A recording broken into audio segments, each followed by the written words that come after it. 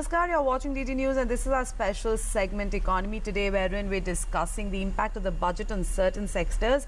I'm Priyanka Agarwal Chaudhary, with me is Ajay and he's going to give you more details on what we're discussing today. जी शुक्रिया प्रियंका। और budget के बाद economy today में आपकी ज़िंदगी से जुड़े हर आर्थिक मुद्दों की पड़ताल करते हुए हम ये नया कार्यक्रम आपसे आपके साथ जुड़ रहे हैं। और आज का मुद्दा है गरीबों और वंचितों के लिए, शोषित वर्ग के लिए इस बजट में क्या किया गया है। और इस कार्यक्रम का हिस्सा अगर आप बनना चाहते हैं बहुत ही आसान है, ट्विटर के जरिए सवाल कीजिए, #इकॉनमी टुडे का इस्तेमाल कीजिए, अपना सवाल कर सकते हैं। और आज का आपका जो प्रोग्राम का जो सवाल है वो याद रखिए कि बजट में जो कुछ भी प्रावधान है गरीबों और वंचित वर्ग से जुड़े हुए, उसी से जुड़ा हुआ आपका सवाल होना चाहिए। economytoday.ddnews@gmail.com के जरिए भी आप हम तक अपने सवाल पहुंचा सकते हैं। और आज हमारे साथ स्टूडियो में मौजूद हैं अर्थशास्त्री, समाजशास्त्री, लेखक और राज्यसभा में नामित सदस्य डॉक्टर नरेंद्र जाधव। बहुत बहुत शुक्रिया डॉक्टर साहब इस कार्यक्रम में फिर से शामिल होने के लिए। और बजट में साफ तौर पर नजर आता है कि सरकार के खर्चे ज़्यादातर इस दिशा में हैं कि कैसे देश के विकास की कहानी को अंतिम व्यक्ति तक पहुंचाया जाए। योजनाओं की बात करें या फिर सरकार के खर्चे की, गरीब और वंचित वर्ग ही इस साल के बजट के केंद्र में नजर आता है। आइए देखते हैं कि पहले प्रधानमंत्री ने क्या कहा अपनी प्रतिक्रिया में, उसके बाद चर्चा की शुरुआत करें।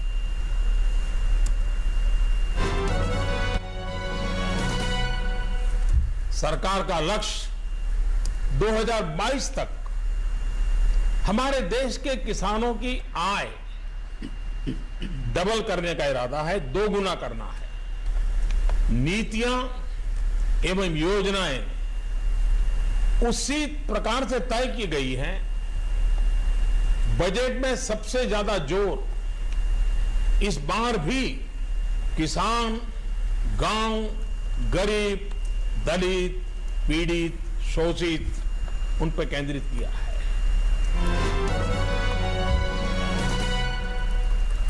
तो डॉक्टर जाधव, अगर हम आपसे ये समझना चाहें कि इस में खास तौर पर अगर पुअर और अंडर प्रिविलेज्ड की बात की जाए तो कौन कौन से बड़ी बातें आपको नजर आती हैं जो पहले शायद नहीं हुई और पहली बार इस बजट में ले आई गई? ऐसी बहुत सारी बातें हैं जिनका जिक्र हम करेंगे। पहले तो किसानों के से शुरुआत करते हैं। जैसे प्रधानमंत्री जी ने अभी कहा, किसानों की आय जो है वो 2022 तक दुगुना करने का संकल्प पहले ही जाहिर हो चुका है। और इस बजट में बहुत सारी बातें ऐसी की है, कुछ नई है, कुछ पुरानी, इसको बढ़ावा दिया गया है।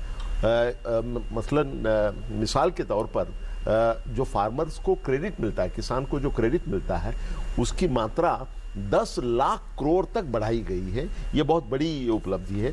साथ ही साथ फसल बीमा योजना जो चल रही थी उसका कवरेज बढ़ाया जा रहा है। और दो नई बात जो की है, लॉन्ग टर्म इरिगेशन फंड और उसके साथ साथ माइक्रो इरिगेशन फंड, ये दोनों फंड जो नाबार्ड में बनाए जा रहे हैं, इससे बहुत फायदा होने वाला है। और एक नई बात जो की है वो ई-नाम जो है, नेशनल एग्रीकल्चरल मार्केट, उसकी संख्या में भी बहुत बढ़ावा देने का प्रयास कर रहे हैं। और लक्ष्य तो ये है कि 1 करोड़ हाउस होल्ड्स को गरीबी से ऊपर, गरीबी दारिद्र्य रेखा के ऊपर लाने का संकल्प यहाँ बताया गया है। और 2019 में जब महात्मा गांधी जी की 150th बर्थ एनिवर्सरी होगी, उस वर्ष तक 2019 तक 1 करोड़ हाउस होल्ड को पॉवर्टी से ऊपर उठाने का संकल्प बताया गया है। उसका डिटेल प्रोग्राम नहीं दिया गया है, लेकिन ये संकल्प बताया गया है। ये बहुत इंपॉर्टेंट, महत्वपूर्ण बात है, ये मैं मानता हूँ। लेकिन ऐसी योजनाएं पहले भी सरकारों ने की हैं और गरीबी उन्मूलन की तमाम जो योजनाएं हैं वो सरकारों द्वारा चलाई गई हैं, केंद्र सरकार और राज्य सरकार दोनों द्वारा। जो हम ऐसी स्थिति में है कि आज 70 साल के बाद भी हम एक ऐसे मिशन पर काम करने के लिए फिर से बजट में जिक्र करते हैं जो गरीबों को एक निश्चित समय सीमा में उनको गरीबी रेखा से बाहर लाने की दिशा में है। नहीं, जो सारी योजनाएं हैं, ये सारी योजनाओं को बढ़ावा देना ये बहुत जरूरी है। जैसे कि महात्मा गांधी नरेगा स्कीम है, तो बोला जाता था कि इस पर जो इन्वेस्टमेंट करते हैं, अलोकेशन करते हैं, वो बहुत कम किया जाएगा। लेकिन उसमें बहुत बड़ी मात्रा में बढ़ावा देकर 48,000 करोड़ तक उसको बढ़ावा दिया गया है। साथ ही साथ महिलाओं का पार्टिसिपेशन जो महात्मा गांधी नरेगा में है उसको बड़ी मात्रा में बढ़ाया जा रहा है। ये दोनों बातें बहुत अच्छी बातें हैं, लेकिन सरकार के ये सारे प्रोग्राम जो है, यहाँ से हम शेड्यूल कास्ट, शेड्यूल ट्राइब की तरफ जाएंगे और अनुसूचित जाति जमाती की तरफ भी जा सकते हैं। वहाँ बहुत महत्वपूर्ण बदलाव लाए गए हैं। अगर आप कहें तो उसके बारे में हम बोलेंगे। हाँ, लेकिन अगर उस वर्ग की बात की जाए तो जो आपको बड़ी समस्याएं एक समाजशास्त्री के तौर पर क्या नजर आती हैं, और कैसे आप मिशन मोड में अगर आप जाना चाह रहे हैं कि कौन से प्रोग्राम हो सकते हैं या कौन सा तरीका हो सकता है कि वाकई जो उनकी जिंदगी में कुछ बदलाव लेकर के आए, अगर योजनाओं के जरिए भी अगर आप उन तक पहुंचना चाहते हैं तो? यहाँ कुछ अच्छी बातें भी हुई है और कुछ बुरी बातें भी हो गई है। अच्छी बातें पहले बताता हूँ कि अनुसूचित जाति के लिए जो एलोकेशन है उसमें 35% बढ़ावा देके उसको 52,000 करोड़ से ज्यादा मात्रा में दिया जाने वाला है। वैसे ही जनजाति का जो एलोकेशन है उसको बढ़ा के ऑलमोस्ट 32,000 करोड़ तक बढ़ाया है, और माइनॉरिटी अफेयर्स का जो है वो 4,000 करोड़ से ज्यादा बढ़ाया है। तो ये तो जाहिर है कि ये अच्छी बात है। फिर भी मेरा ये मानना है कि इसमें एक जो बुरी बात हो गई है और not so good thing that has happened is this, that पहले शेड्यूल का सब प्लान हुआ करता था जिसके तहत शेड्यूल कास्ट के लोगों को उनकी लोक संख्या के मात्रा में एलोकेशन किया जाता था। हर मिनिस्ट्री की जो एलोकेशन होता था केंद्र सरकार का और राज्य सरकार में भी। जैसे कि केंद्र सरकार में 16.8% is the population of schedule caste. So every department और on the whole central government का जो एक्सपेंडिचर है वो प्लान बजट में सर, प्लान हेड में 16.8% होना चाहिए। अभी तो क्या हुआ है कि प्लान एक्सपेंडिचर और नॉन प्लान एक्सपेंडिचर इसको तो बंद कर दिया। ये डिस्टिंक्शन खत्म कर दिया।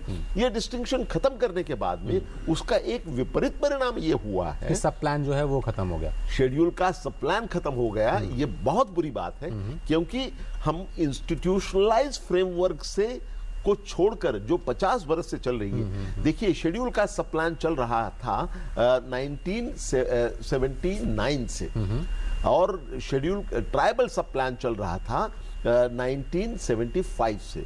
ये दोनों इंस्टीट्यूशनल अरेंजमेंट जो है वो बहुत अच्छे काम नहीं कर रहे थे। उसके लिए हम बहुत प्रयास कर रहे थे, सरकार की तरफ से हो रहा था, लेकिन उसको बढ़ावा देकर उसको और सुधार उसमें लाने के बजाय ये सारे खर्चे को वेलफेयर स्कीम्स में डाल दिया है। अच्छा, ये बुरी बात है। वो इसलिए बुरी बात है कि बहुत सारे एडमिनिस्ट्रेटिव एक्सपेंसेस, जैसे कि सैलरी है, जैसे कि पेंशन है, ये सब वेलफेयर स्कीम में बताया जा सकता है।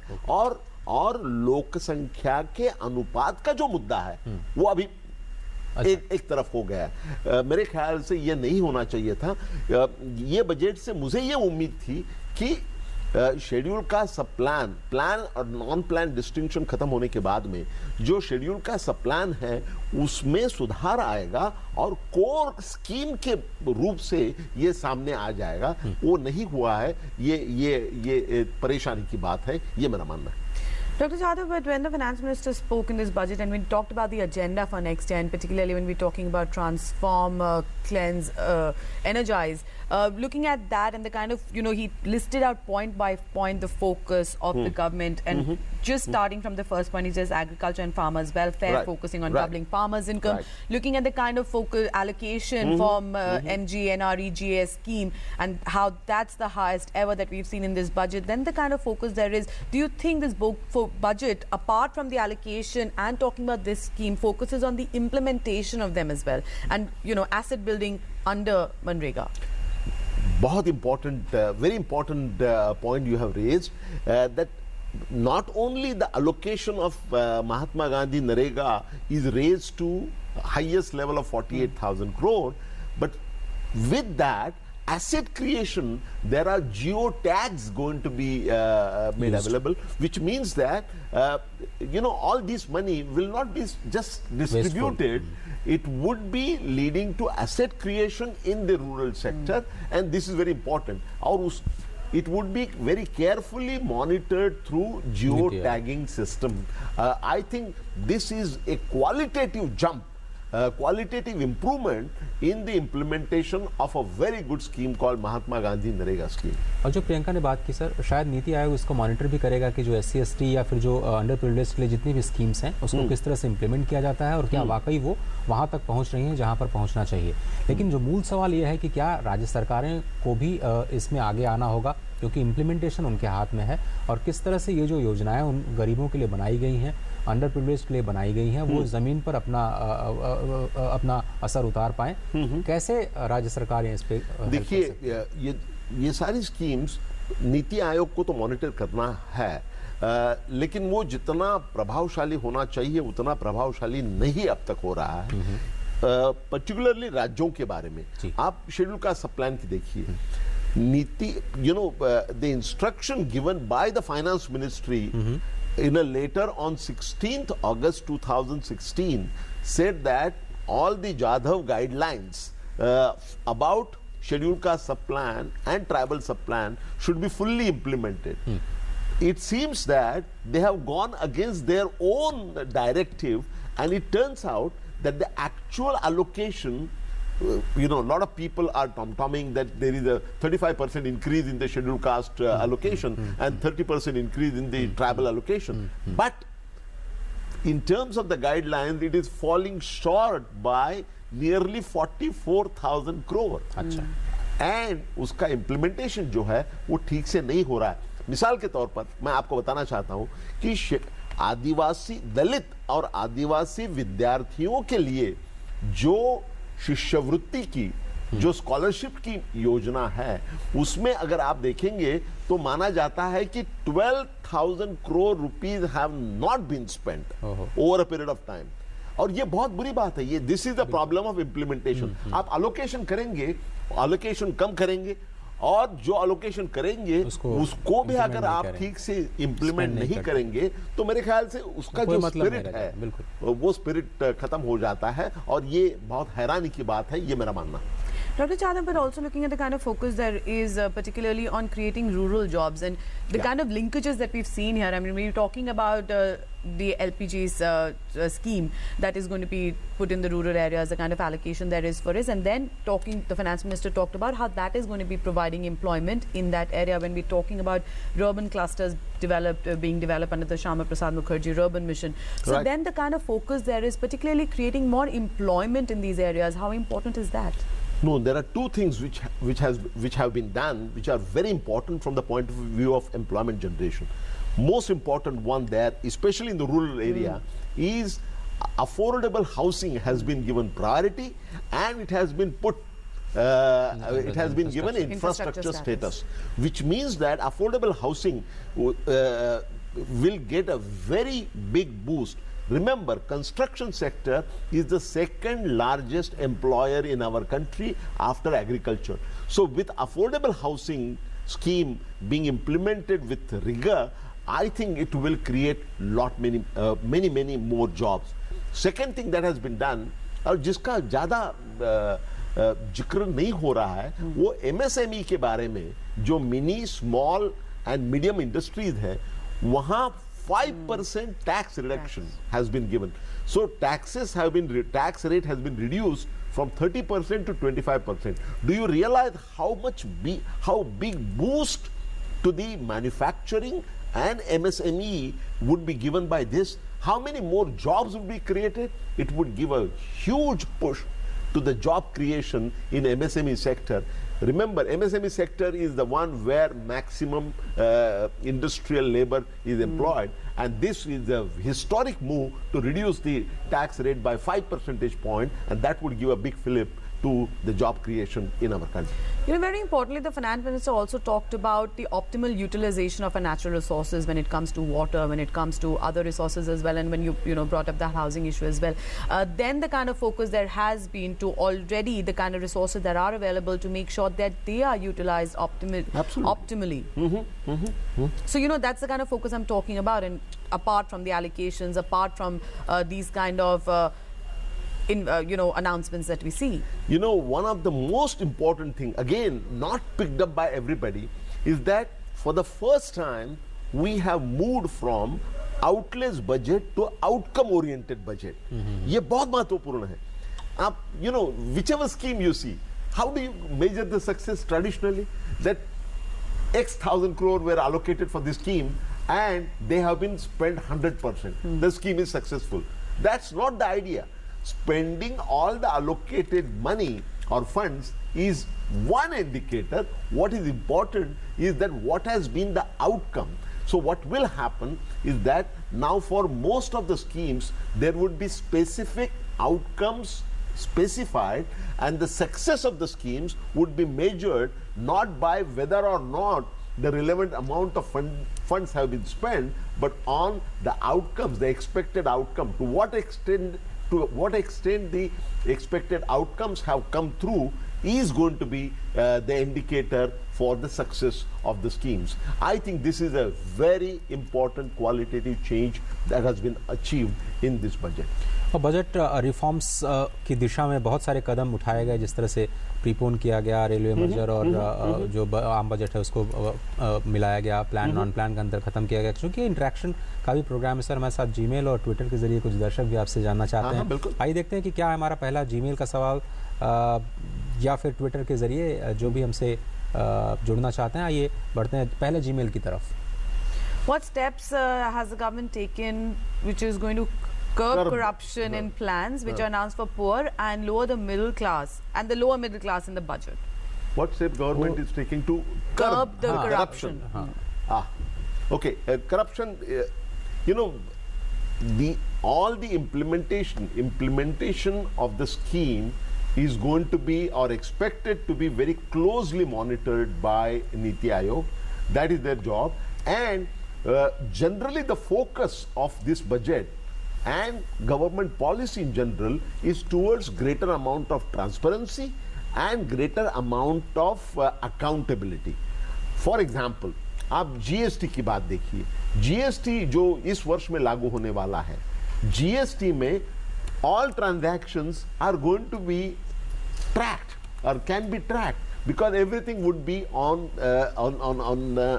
the electronic basis, and the interaction. corruption कहाँ होता है? जहां पर ऑफिशियल्स के साथ में इंटरेक्शन होता है.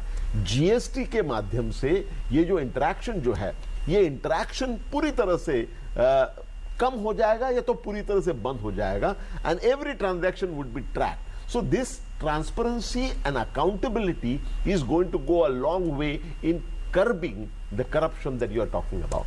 और सर क्या जो गरीब वर्ग को जो कर्ज की स्थिति होती है उसमें भी कुछ सुधार आपको देखने को मिला है, चाहे वो मुद्रा योजना हो या स्टैंड अप योजना हो, उसके जरिए कुछ आपको बेहतर चीजें देखने को मिल रही हैं? अगर इस नहीं, जो ये जो योजनाएं थी, ये सारी योजनाओं को बढ़ावा देने का प्रयास इसमें हुआ है. स्टैंड अप इंडिया हो, स्टैंड अप इंडिया में जैसे कि आप जानते हैं हर एक ब्रांच को एक उद्योजक, अनुसूचित जाति जमाती का एक उद्योजक और एक महिला उद्योजक, इनके तरफ इनको लोन देने का प्रस्ताव है. और ये इसके इम्प्लीमेंटेशन को और भी अच्छा बढ़ावा देने का काम इस बजट में हुआ है.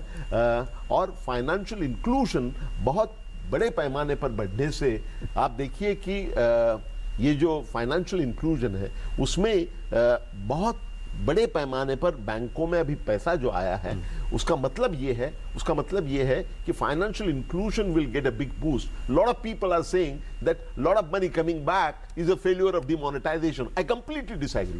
This in fact is a big achievement in terms of the money which was lying around here and there has come back into the banking system. Now we know the address of black money. This is very important. Earlier we did not know the address of the black money. So this is a big change, and this is a big achievement in terms of financial inclusion, which will work very well for the poor of this country.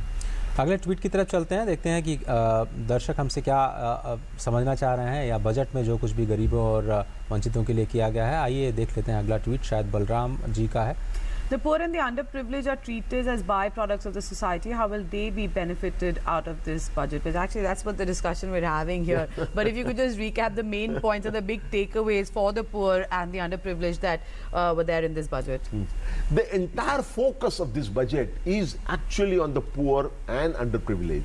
Lots of things, whether it is concerning the farmers or scheduled caste or scheduled tribes or minorities, or even small industry, small businesses, everywhere the focus has been to push them, to give them encouragement and give them greater amount of allocation to remove the curse of the poverty. In fact, by the year 2019, there is now commitment to bring 1 crore households in the rural area above the poverty line.